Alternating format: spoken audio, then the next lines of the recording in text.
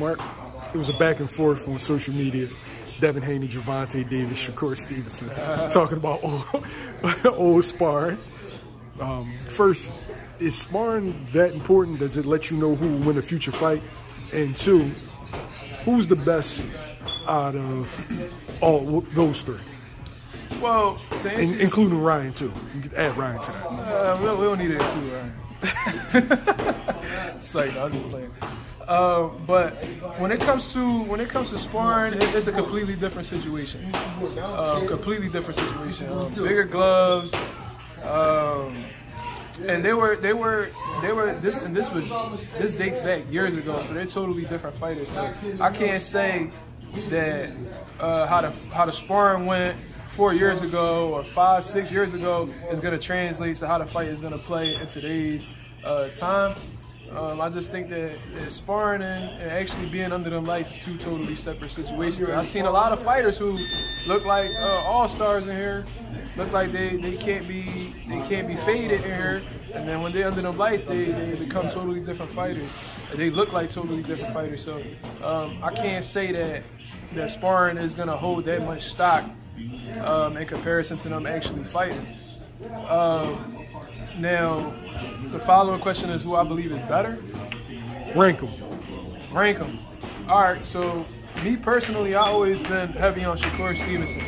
I know he doesn't have a fight at 135 yet, but just seeing how the way his skill set, his IQ, and I've honestly been more impressed with the chances he's been taking, in all honesty. I respect Devin Haney for going to Australia, beating Cambosis twice. You know what I mean? And obviously, Gervonta has a pretty nice highlight reel himself. But I've always been more, I don't know, I always had more stock in Shakur Stevenson. I thought that when he fought Christopher Diaz early in his career, that was a hell of a gamble. He fought another young guy just like him that was young and hungry, coming up like him, and Joet Gonzalez. That was a hell of a step up. He went right into the Jamel Herring fight, who had multiple title defenses. Then he goes and fights Oscar Valdez, with nobody else in between. And then ends up beating the guy who had a disputed loss against Oscar Valdez. And he's going straight into 135 trying to fight William Cepeda, who just beat Jojo Diaz. So I just like how Shakur moves. Like, just based off of how the way he's been taking fights and him just rolling the dice and just believing in himself. Although Devin has been doing the same thing with what he's been presented. I don't know. I just rank Shakur at the top of my list.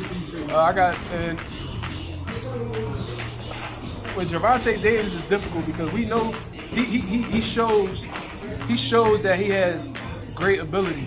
He's a great puncher. He has great speed, explosive as hell. Box when he needs to box, but I don't know. I see similarities in terms of his matchmaking. He seems to fight the same type of opponents over and over again. I can't really recall the last time Gervonta fought an undefeated black fighter. I can't recall a black fighter at all.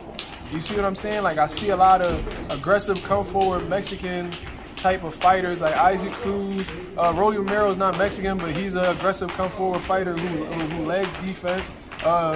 That guy that he's about to fight, Hector Garcia, he's a come forward, aggressive fighter. And then Ryan Garcia, he's a taller fighter, but he's also somebody who doesn't like to fight on the back foot and can be aggressive as well behind his range.